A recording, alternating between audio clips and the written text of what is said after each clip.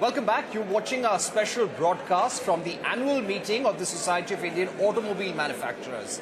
Here we caught up with Girish Wagh, the Executive Director of Tata Motors Commercial Vehicles, and spoke to him about the company's plans to phase out diesel vehicles and launch more alternate fuel vehicles in the future.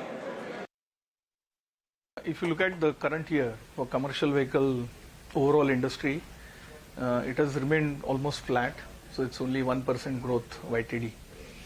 But if you look at various sub-segments, the heavy commercial vehicle, which is 28 ton and above, has grown the maximum.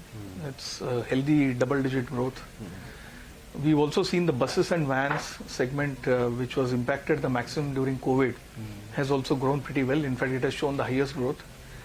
The intermediate light medium commercial vehicles, as we say 7 ton to 16 ton, has actually remained flat, and even small commercial vehicles has remained flat.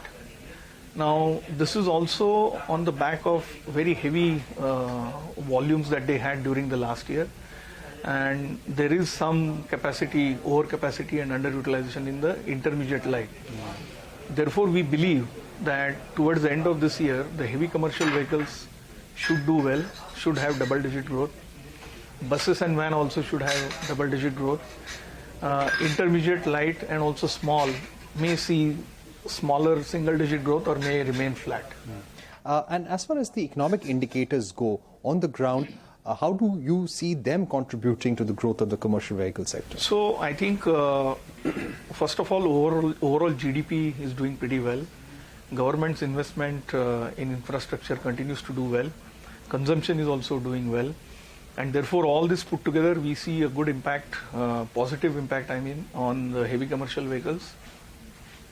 People mobility has once again got back to pre-COVID levels, and that is therefore helping the buses and vans category. Last mile distribution is also on a high, but as I said, there was a bit of lower capacity utilization there, so it will catch up. And I think even this segment would then start growing.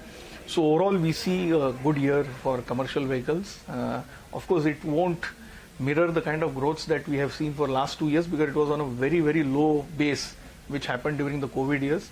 But overall, I think the volumes will be at a healthy level. Right. Any plans to install more capacity around the country anywhere? So capacity at an overall level, no. Again, it has to be nuanced. But you know, as the percentage of electric vehicles starts increasing in our portfolio, we are customizing and changing our facilities to make them amenable and capable to produce electric vehicles.